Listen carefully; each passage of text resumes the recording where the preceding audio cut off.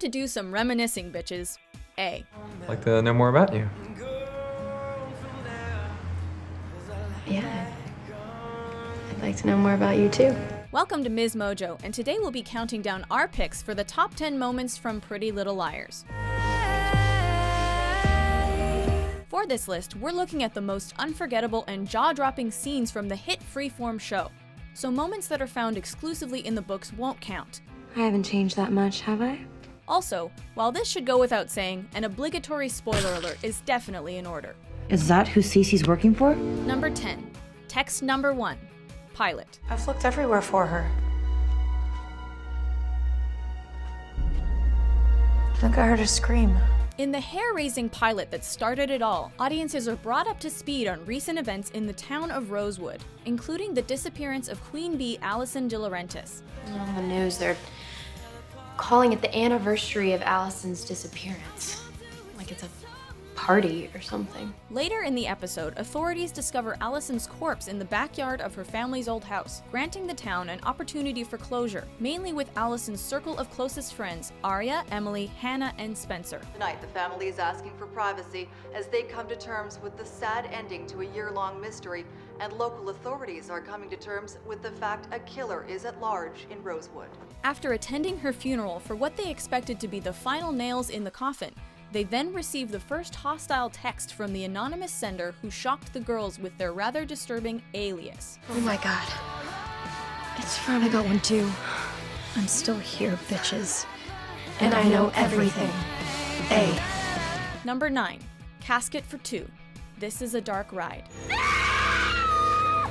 To get their minds off of recent events, the liars decide it's time for some good old-fashioned dress-up and attend a mobile Halloween party. Unfortunately, their evening of treats quickly turns into a bag of dark tricks after seeing Garrett Reynolds, who had just been released as a suspect for Allison's murder, attending the festivities. Don't try to find me, I'm not coming back, that's the deal. Are we clear? Offering to divulge his knowledge on Allison's death, the liars attempt to meet up in order to hear Garrett's assertions together. In their struggles to find a missing Aria, audiences quickly discover that Garrett may not be doing some talking anytime in the near future. That and Aria's whereabouts. Number 8. Redcoat to the rescue. A dangerous game.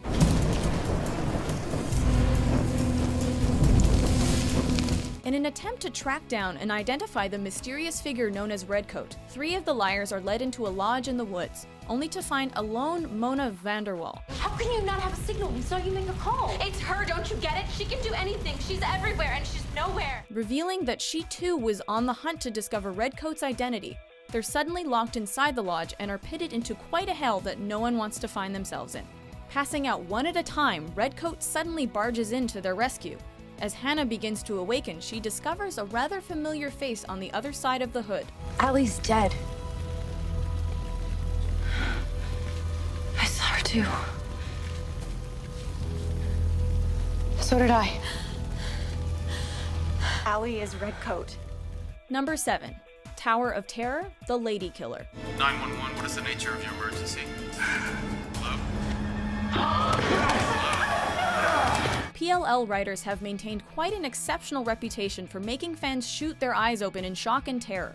Case in point, the unexpected death of Emily's girlfriend Maya in the second season finale. They found a body. They think it's Maya. How did they follow up with the intensity? Simple. By introducing Lyndon, aka Nate, Maya's stalker/killer posed as a grieving cousin. Did you bring me here to kill me too? I'm gonna do to you what you did to me. I'm gonna take something from you, and you are gonna watch me do it. This later builds up to a gut-wrenching confrontation with Emily atop a lighthouse tower. Icing on the cake, Caleb arrives at the scene and, with some help from a thought-to-be-downed Nate, ends things with a literal bam.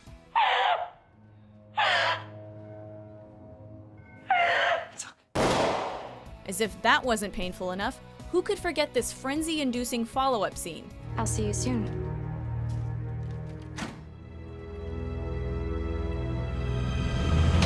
Number 6.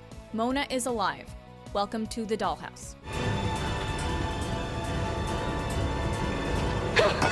Most of us had mixed feelings regarding Mona's death in the 5th mid-season finale. While some of us suspected Ms. Vanderwall to have faked her death, the theory's validity began to diminish when we saw her corpse in the trunk of A's car. Also, let's not forget her eerie ghost banter in the following Christmas special. Ignoring me won't make me go away. It'll just make me mad. After an entire Mona-free season, PLL fans who grew to like the former A came to terms with the fact that she was a goner. Allie, is that you? So it was quite a dun-dun-dun moment when the liars were kidnapped in the same season's finale, only to be met with a fifth and familiar face that we all thought was Allie. Oh my god. We definitely didn't see that one coming. You guys, it's me. Allison. Number 5. Killer Aria. Escape from New York. Look, I know who you are, and the police are on their way. We would say shiz just got real when you witness your ex get shot. That is, if these liars already didn't go through enough insane shenanigans. No! In a befuddling twist, the culprit is revealed to be the obscure Shauna Fring, who's out for blood against Allison in the name of all her Rosewood peers. Couldn't have picked a better place to end your story. Shauna. Cornering most of the liars at gunpoint, Aria makes a timely return to the Fitzgerald Theater and takes control of the situation by gun-butting Shauna off stage. Hey, Shauna!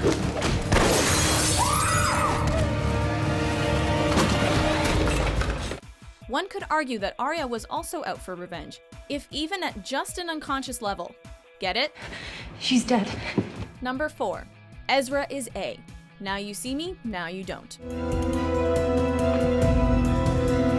Despite the show's notoriety for misleading visuals, reveals, and characters, this was nonetheless the moment that had the entire PLL community kicking and screaming. After following a clue that leads them to the neighboring town of Ravenswood, the liars meet a self-proclaimed psychic who implies knowledge of Allison's whereabouts. However, she also warns them of the figure in the shadows that is A, whom she directly acknowledges is a he. You're being watched. He's hoping you'll lead him to Allison. After they discover the perfect paradise for stalkers, which also happens to be loaded with pictures of themselves and Allison, who else should appear in the lair moments later other than Ezra? What the actual fits? Number 3. Mona is A. Unmasked. You didn't call Hannah, did you? Because you're A. A is for Allison. No, she's dead. A is for Aria. No, that doesn't make sense. A is for Mona? Wait, what? Ever since the show's pilot, the million-dollar question that keeps fans coming back for more is, say it with me, who the hell is A? Congratulations, Spencer. You figured it out. Well, if our favorite suspense thriller and horror films have taught us anything, it's definitely that it's always a character we least expect who ends up being guilty. Or in the liar's case, A. I admire you, Spencer. That's why you get to decide how this ends tonight. You can join the A-team, or you can disappear.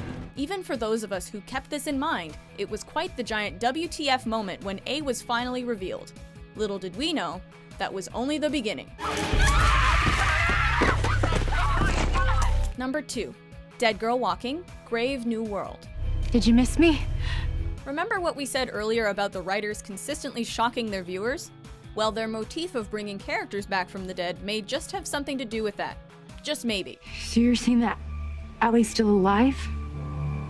Haven't you all felt it?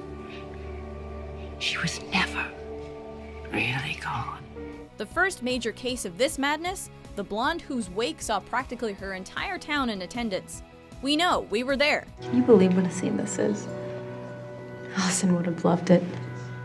Popular in life and death. And yes, while this shouldn't have come as a complete shocker, seeing as the liars have caught glimpses of Allison in previous episodes, it was usually only 1 or 2 of them, and generally speaking, in situations that can easily be interpreted as hallucinations. After years of uncertainty, their so-called delusions are confirmed to be reality. Who are you afraid of? Remember what I told you at the hospital, Hannah? That was really it? Before we scream our lungs out to our number 1 pick, let's have a look at a few honorable mentions.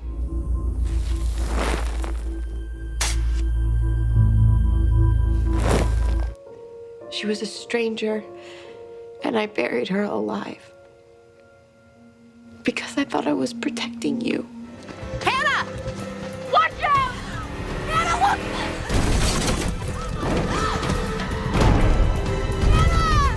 Want to share a towel too?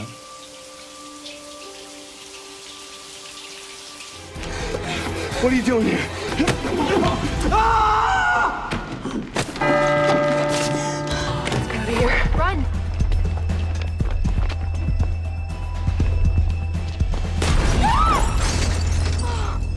Allie, what did you do? Number 1. Cece, aka Charlotte, aka Charles, aka A. Game over, Charles. Don't be so dramatic, Allie. Cece? Let's face it, this was the shocker that had all of us, I repeat, all of us, pulling the hairs out of our heads. Also, don't even try to tell us you knew from reading the books, because then we'll know you're lying. Lord, help the mister who comes between me and my sister. Remember what we said earlier about the show's tendency to feature evasive visuals and a whole lot of red herrings? Well, most of us suspected Allison's brother Jason to be this cryptic Charles, or hell, any male character. The last face on our minds for Big A was Cece Drake's, and for good reason. I know you won't believe me, but I love all of my dolls. That's why you're still alive. It was unquestionably PLL's best, most unexpected, and well-executed twist. And that's saying a lot for a show built on conspiracies, cliffhangers, and lies. Game over. Do you agree with our list? Which PLL moments had you shrieking? For once, I'm right and you're wrong, Spencer. For more mind-blowing top 10s published every day, be sure to subscribe to MsMojo.